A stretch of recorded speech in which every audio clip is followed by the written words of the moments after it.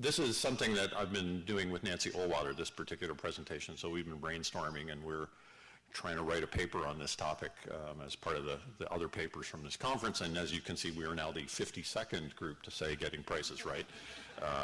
We're going to have a counter on that to see how well we do. Yeah, that's right. Actually, I want to focus on maybe a few things in Canada, and in particular Western Canada, where I'm from, and of course Alberta. Alberta was getting lots of press yesterday with the discussion around oil sands and carbon emissions and such. And so I'm just from that environment, so I'm going to talk a little bit about it. I am going to talk, as the others did, with the sort of high-level issues around natural capital, but then, as Brian did, largely bring it back down to ecosystem services and what are we doing about generating prices or scarcity signals. And just as kind of a start, and I think what Brian described is that there is an attempt to employ markets for ecosystem services in certain places in the U.S. in certain cases of ecosystem services. Australia has also done a significant amount on this tack. But if we think about what at least in my part of the world, we're facing or seeing, ecosystem service associated with water quantity. So we have water scarcity issues, we have closed basins. Agriculture is by far the largest user in the southern part of my province, and that's true of many other provinces in Canada. User, not simply withdrawer of water. And yet our markets don't, when we have markets, they don't work very well. We don't really have prices. So what's going on? Why have our prescriptions not worked, and is there something we could do to think about making those work? And increasingly energy. The energy sector is becoming a player in the northern part of the province of Alberta and in British Columbia around water use, quantity. Same thing with water quality. Brian alluded to the agricultural impacts on water quality. Northern Alberta, we're worried about the energy impacts and risks associated and their impact on water quality. So those kinds of forms of natural capital and ecosystem services. And I could keep going on the list. Wetlands. Again, a major program in the U.S. around wetlands. Similar sorts of concerns in Canada about wetland loss and flood mitigation and loss of ecosystem services around recreation services and species loss. So what are we doing on that front? Do we have the chance to establish markets and get the signals right? And endangered species, which I don't think we've really talked about yet. At least I haven't heard them. And so there's an even more challenging one, that we have a much more difficult time bringing that down to the link with humans and what humans really think or feel or are affected by endangered species. And so what might be the role of incentives and markets in that particular case? And as we go down that list, we see that, much as Jeff talked about, we're getting to cases of natural capital where we may have fewer substitutes. In an endangered species context or unique ecosystem context, the substitution issue starts to be troublesome, and so we can't easily flip from one kind of capital to another. So that's really the kind of takeaway message, if you like, is what's going wrong and can we actually do something. I'm going to flip through a bunch of my slides quickly because my colleagues have covered them and I think we've talked about them in other parts of the day. And I'm going to get to 5 ideas at the end that I hope will maybe stimulate a little bit of thought. So this is kind of the outline. It's actually hard to, I wish there was a computer here we could see. A little bit about what's the problem. Oh, there is one down here. Thank you. Now I have to look down and not talk to the microphone. Okay, now this was a teaser.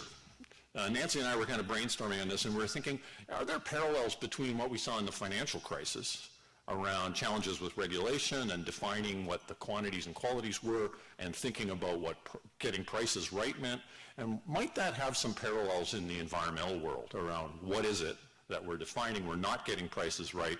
We're not implementing the right mix of regulation and pricing. And so I know there's a lot on this slide. The very last bottom right-hand corner, without this pricing and combined regulation, are we going to potentially see the kind of crises with environmental outcomes, whether they're endangered species or other things? Now it's a bit of a, sort of maybe a stretch, but it was really interesting to just go back and forth between some of the findings and parallels in that type of crisis around pricing instruments and such. And this is also a teaser to encourage you to maybe read the paper if we ever finish the paper and see if we can get some traction on this concept.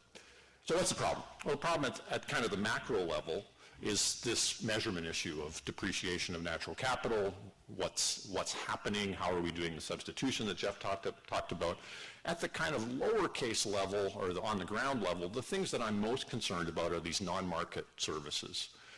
Brian's exactly right. We've done pretty well with agricultural crops and forestry outcomes, the things that we can market we seem to do well in terms of land use and allocation, but it's all those non-market ones that I already talked about: water quantity, water quality, wetlands. So what can we do in terms of getting the prices right and the incentives right on that framework? What's the objective? Well, the objective at the macro scale is the notions of sustainability as we would measure in the natural capital accounts, and these notions of sustainability and weak sustainability concepts. What is it at this micro level, or at the water quantity quality level?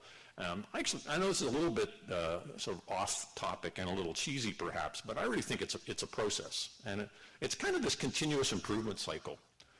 This is a graph that I've adapted from some of the folks that are doing work in ecosystem services literature, and it's really, can we think about generating information that will help us set objectives, that Matt Turner talked about this morning, about really fine-tuning what those objectives are, designing policy around those objectives, which may be incentive-based policy, learning from that experience, and then starting the process all over again. I mean, to me, that's kind of the frame of sustainability that I think about. When I think about where we maybe need to do some more work on some of these cases, is those information boxes. What really is happening when we see changes in ecosystem services? What are the impacts on people? Whether it's preferences or direct impacts and costs and benefits. How do we take that information and then present it in a policy framework so that there's some clarity about how we should design the policy? Once the policies are implemented, what are those incentives going to do? How do those generate changes on economic activity? How do we monitor those changes and bring it back around again to assess the outcomes? I think we've had some successes in this in kind of a 100,000-foot level, but I think we need to do a better job of actually trying to implement that in a broader scheme, and my timer has just turned off, so I'll be looking at you more closely. Okay, what have we learned? So I just want to talk about four things very briefly. Natural capital measurement at the macro level, air quality, ecosystem services, and then the reason I have gray hair, boreal caribou. So, broad sense, this is the latest inclusive wealth report, and I think we've actually come a long way in thinking carefully about the theory. This is not really my area, but I'm always impressed at the elegance of the theory and the presentation, the improvement of data collection to try and assess where we are. And I've circled Canada, so exactly as Jeff has described, that in terms of overall well-being, we seem to be doing okay, but we're depreciating that natural capital. And so we're using natural capital to continue to substitute for the other types of outcomes. But this still misses that non-market component. This is largely the measured marketable components of natural capital, and so that's kind of the first step, I would say. If we're 10 years from now, I would love to see some improvement in that direction. I think we can take a lot of lessons from the air quality world as we get down to this continuous improvement model. We've really done, over the last 25 years or perhaps longer, an amazing job at understanding the impact on humans, on human health, understanding the economic values of those improvements in health. And the literature has made amazing strides in 25 years. Understanding the costs of achieving this, building that into regulations, and that continuous cycle of improvement. So it's not perfect, but compared to some of the other ecosystem services, I think that's a reasonable good news story, in part because the linkages are fairly clear, and so we've got some good things to go from. So I always think of this as 25 years from now, wouldn't it be great if we could talk about our other ecosystem service challenges in the same way that we think about air quality in the direction we've gone. But in some of these other ones that I've already mentioned, I think we're struggling. So at least in Canada, we haven't, even when we have vestiges of markets or uses of price signals, we haven't really established them. We have loose no net loss or similar kinds of descriptions on wetlands. Endangered species, we haven't effectively used markets, at least in my opinion, grasslands and species conservation. And Brian mentioned some of the challenges with agriculture, and I will come back to that, agriculture and energy. Agriculture also provides some positive externalities in open space and surroundings around cities and other types of positive benefits. So it's a particularly challenging one. And I'm actually not going to talk about carbon and greenhouse gas emissions. I think we've spent a lot of time on that. I'm going to try to focus on some other issues. Okay, and the last one I wanted to mention, and this is my boreal caribou discussion or example. When I think about natural capital depreciation, this is a map of Canada. The red areas are the areas where caribou populations are not self-sustaining. If we zoom in on that, there's on the left-hand side of the caribou herds, on the right-hand side of the oil sands. I think about oil sands, yes, greenhouse gas emissions and water quality challenges. We have a significant impact of depreciation on an endangered species. We could effectively stop energy exploration and activity today, and these critters would not come back. So we've kind of depreciated ourselves into a significant challenge that we're going to have to work on, market-based instruments, incentives, and all the rest. So we've gone from, I think, some interesting cases down to challenging cases. All right, I don't have much time.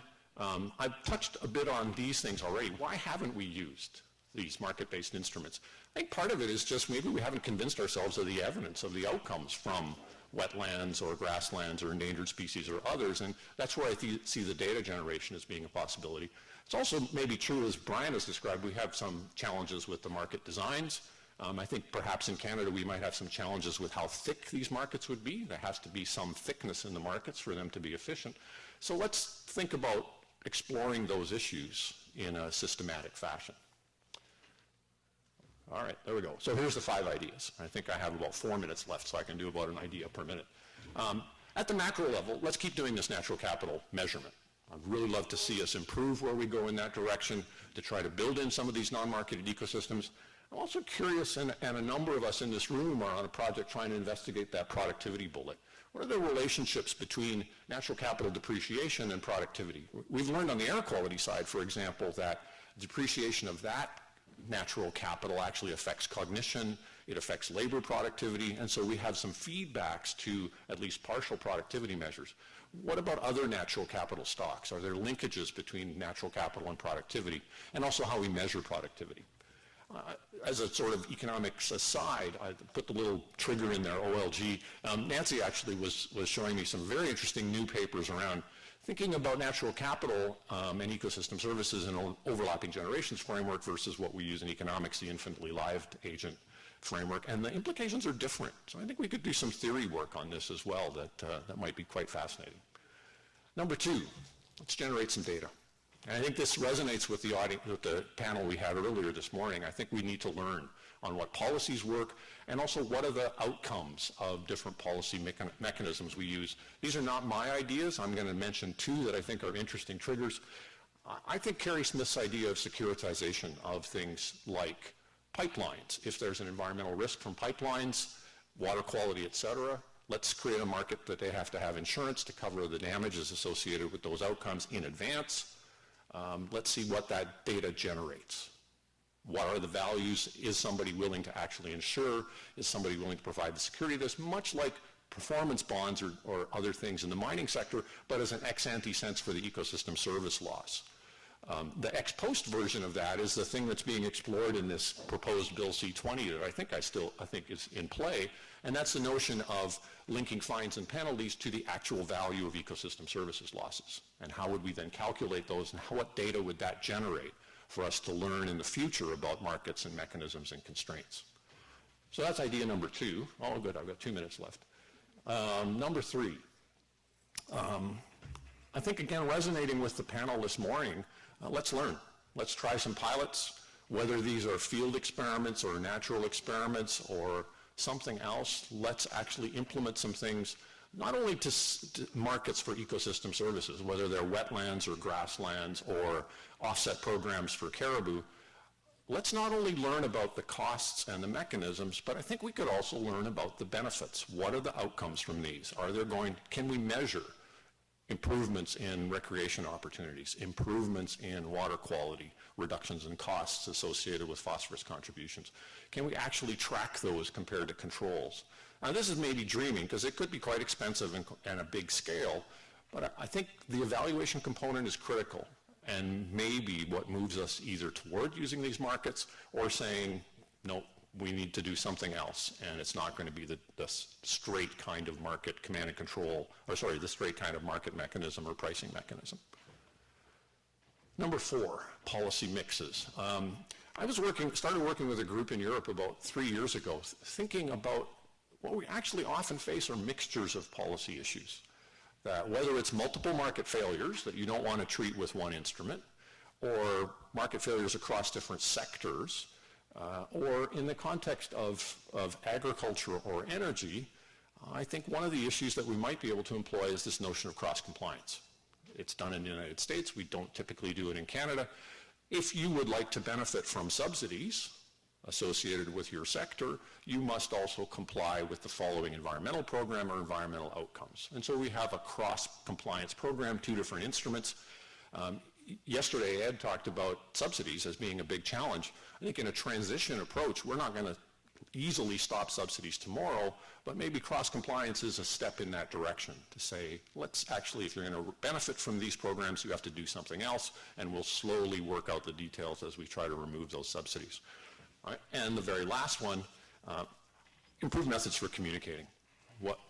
Allowing people to have some way to express their preferences for ecosystem services, whether this is crowdsourcing. I mean, there are examples of crowdsourcing to pay for ecosystem service programs, very decentralized, voluntary scale programs, allowing cities holding their own referenda. That again, we've seen experiences on this. They would implement a referendum to either collect funds for payments for ecosystem services or to actually establish pilots. So I think anytime we can do something on that front, measure the data, allow people to have a conduit to express preferences, I think we'll be better off. And so that's probably a good place for me to stop. Thank you.